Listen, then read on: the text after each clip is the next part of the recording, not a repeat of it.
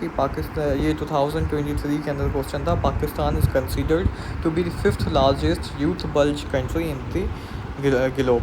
Given this youth bulge, deliberate on ways forward for sustainable economic development in Pakistan. अब introduction देखें कितना important यहाँ पर लिखा हुआ है कि 64% जो पॉपुलेशन है पाकिस्तान की, it is under the age of 30. अब अगर वर्किंग पॉपुलेशन जो है 64% पॉपुलेशन जो है it is under the age of 30, it means it can significantly contribute to the economic development of Pakistan. अब अगर इसे प्रॉपरली यूटिलाइज़ किया जाए तो Pakistan youth can drive innovation कर सकती है, प्रोडक्टिविटी ला सकती है एंड सस्टेन्ड इकोनॉमिक ग्रोथ. लेकिन अगर इसे नेगलेक्ट किया जाए तो it can aggravate worsen unemployment, extremism, इंतहा पसंदी आ सकती है and social unrest. Thus, it is crucial to align this demographic potential with a modern, sustainable economic development. अब यूथ बल्ज जो है it is a double edged sword. It means it can have significant benefits if utilized, harnessed, and it can also have severe consequences for Pakistan like unemployment, extremism and social unrest if neglected. अब सबसे पहले की challenges जो हैं वो कौन से हैं? की चैलेंजेस ये हैं कि यूथ की जो अनएम्प्लॉयमेंट है वो ज़्यादा है और अंडर एम्प्लॉयमेंट जो है वो, unemployment and under employment, these two are basically the worst features which the youth of Pakistan faces. अब 30% जो यूथ है they are not in education, employment और ट्रेनिंग. और जो एग्जिस्टिंग जॉब्स हैं they often mismatch with the skills of graduate. अब अगर हम ये देखें कि जो मोस्टली इंजीनियर्स ग्रेजुएट होते हैं due to lack of industrialization in Pakistan, they eventually अब सिविल इंजीनियरिंग कर कर आए या इलेक्ट्रिक इंजीनियरिंग करके आए हैं, तो unfortunately you will see most of the engineers working as teachers. अब देखें उनकी एजुकेशन क्या थी and they are doing teaching.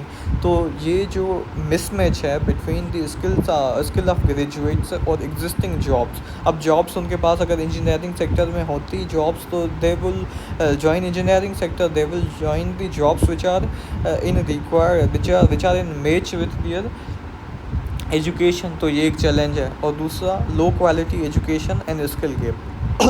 सिर्फ एजुकेशन देना इम्पोर्टेंट नहीं है, क्वालिटी एजुकेशन जो है वो भी इम्पोर्टेंट है. अब अगर गवर्नमेंट स्कूल्स या पब्लिक सेक्टर के स्कूल्स हम जाकर देखें तो वहाँ पर 20-25 या 40 सालों तक से वही सेम करिकुलम है, वही सेम सिलेबस है, वही क्रेमिंग और जो भी मतलब इश्यूज़ हैं यू नो बेटर. तो वो जो इश्यूज़ हैं उनकी वजह से लो क्वालिटी एजुकेशन, फिर जब वो बच्चे वहाँ से निकलते हैं ग्रेजुएट होके तो दे डोंट हैव स्किल्स. और जो एजुकेशन होती है उनके पास it also does not help them in acquiring good jobs and that education does not help them socially, morally और फाइनेंशियली. और दूसरा lack of technical and vocational education. अगर उन्हें सिर्फ अगर एक टेक्निकल एजुकेशन या वोकेशनल ट्रेनिंग दी जाए, कोई एक स्किल अगर बच्चे सीख जाएँ तो they can run small businesses, they can run small shops which will help them in earning and they will become independent. They will not rely on someone for maintaining their finances, so it will eventually contribute to the economy of Pakistan. और दूसरा brain drain is also a very serious issue of Pakistan. अब अगर हम देखें तो doctors जो होते हैं they migrate annually due to lack of opportunities, या जो भी स्किल्ड ग्रेजुएट्स हैं they migrate abroad because they don't have competent salaries और competent environment, good environment where they can contribute to a society. अब अगर कोई ग्रेजुएट होता है, अगर maximum salary 1 lakh is not a good salary in this environment in which we are living, so they tend to migrate abroad for maintaining their finances. This is also issue. And youth disengagement and political exclusion. अब आपने कभी किसी बच्चे से नहीं सुना होगा after graduation that he will join politics, he will become a member of provincial assembly or a member of national assembly, because they know that they cannot participate, they cannot compete with those people in this corrupt culture. So their political exclusion is also a problem. due to which they cannot formulate policies which should align with the needs of people, and lack of access to finance. This is also high cost of doing business. अब high cost of doing business होगा तो जो middle class या lower middle class का भले कितना ही अक्लमंद बच्चा हो या जीनियस हो, they if they lack finances, they don't have capital, they cannot compete with market, they cannot compete in market. So it is essential to provide easy access to finance and capital. It will play an essential role in the economic development of Pakistan. Now, these were the basic issues or challenges which which hinder the youth's contribution to sustainable development. Now we will discuss the ways forward for a youth-driven model of sustainable economic development. अब सबसे पहले essential simple जो formula है जो sustainable economic development में help कर सकता है वो है reforming education to meet market demands. Market, अब देखें मार्केट क्या डिमांड करती है हमसे. मार्केट हमसे ये डिमांड करती है कि students should know the basic of maths, they should know critical thinking, technology. उन्हें पता हो कि हम किस चीज़ में इन्वेस्ट करें तो हमें फ़ायदा होगा. तो their thinking should be market oriented. They should not rely on jobs और गवर्नमेंट जॉब्स तक वो उन्हें रिलाई ना करें. वो देखें कि मार्केट क्या डिमांड करती है, कि उनके अंदर क्रिटिकल थिंकिंग हो. तो ये अगर उनकी चीज़ें स्किल्स उन्हें स्कूल्स के अंदर प्रोवाइड की जाएंगी तो it will definitely change the fate of Pakistan. और जो स्टेम एजुकेशन है, साइंस, टेक्नोलॉजी और मैथ्स की जो एजुकेशन है वो हम प्रोवाइड करें, specially among girls and under privileged communities.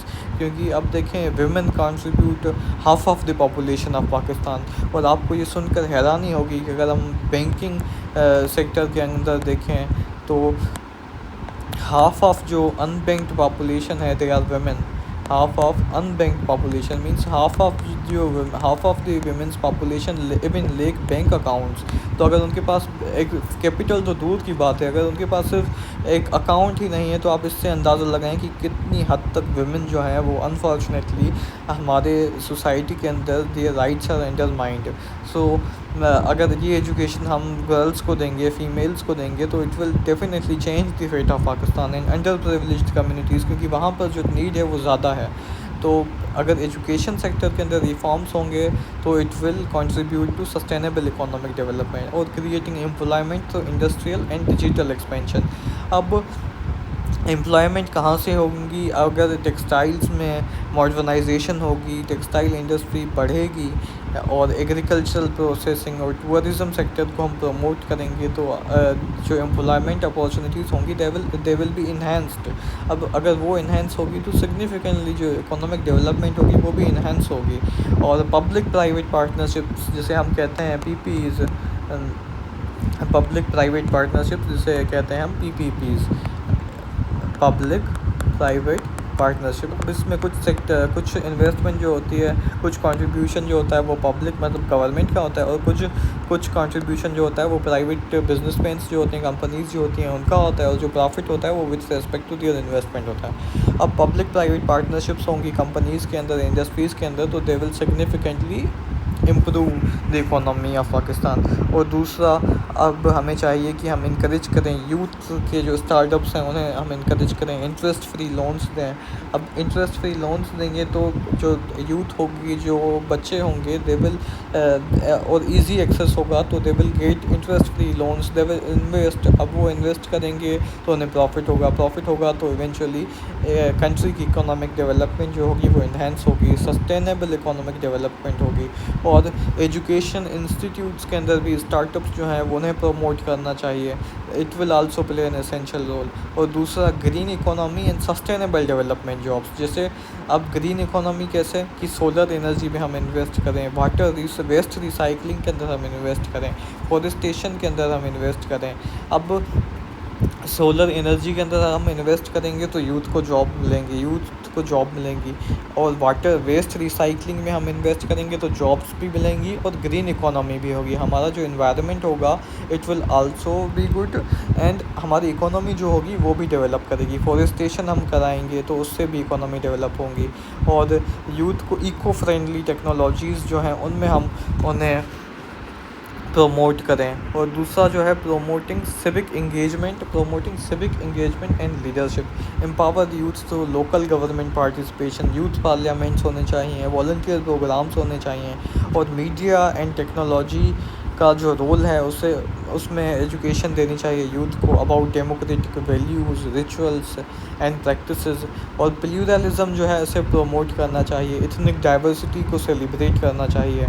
और digital literacy and innovation hubs जैसे हम कहते हैं, डिजिटल लिटरेसी अगर होगी, एआई स्किल्स होंगी, डेटा साइंसेज होंगी, उनकी एजुकेशन अगर होगी स्टूडेंट्स के पास, तो it will help them in contributing to sustainable economic development. उसके बाद population management and health access. Pakistan का अगर कोई आपसे पूछे कि सबसे बड़ा प्रॉब्लम क्या है, तो इस दौर के अंदर जो सबसे बड़ा प्रॉब्लम पाकिस्तान फेस कर रहा है, इट इज़ ओवर पॉपुलेशन अगर होगी तो रिसोर्सेज पहले से कम है, पॉपुलेशन ज़्यादा हो गई तो इंपोर्ट्स ज़्यादा होंगे।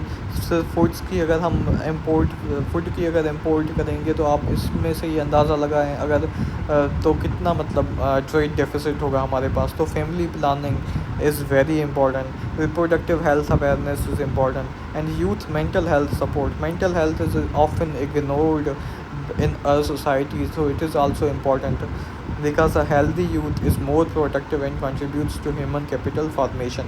तो अब देखें चाइना में पहले वन चाइल्ड पॉलिसी है। वन चाइल्ड पॉलिसी क्यों है? अब देखें पहले दुनिया में सबसे ज़्यादा जो पॉपुलेशन थी वो चाइना की थी, लेकिन उन्होंने उस पर भी कंट्रोल कर लिया। अब इंडिया की जो पॉपुलेशन है वो सबसे ज़्यादा है दुनिया में। पॉपुलेशन ज़्यादा होगी, रिसोर्स डिप्लेशन होगी तो इवेंचुअली इकोनॉमी जो होगी वो सफ़र करेगी। तो फैमिली प्लानिंग इज़ क्रूशल।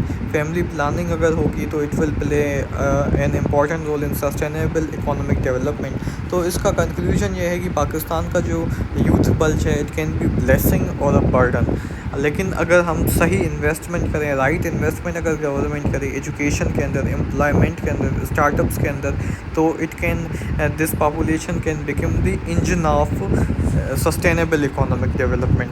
तो ये जो वीडियो लेक्चर था इसमें हमने 2 क्वेश्चंस जो थे वो डिस्कस किए। These are related to the economy of Pakistan. पहले हमने जो क्वेश्चन डिस्कस किया that was about the causes of hindrance of industrial development in Pakistan, ये क्वेश्चन हमने डिस्कस किया। उसके बाद जो हमने क्वेश्चन डिस्कस किया वो था कि Pakistan is considered the 5th largest youth bulge country on the globe. तो वेज फॉरवर्ड क्या है सस्टेन फॉर कि हम इस यूथ बल्ज को कंट्रीब्यूट कि ये यूथ बल्ज जो है ये कंट्रीब्यूट करे for the sustainable economic development in Pakistan. तो ये हमने डिस्कस किया। I hope this video will help you, so please like, share and subscribe to my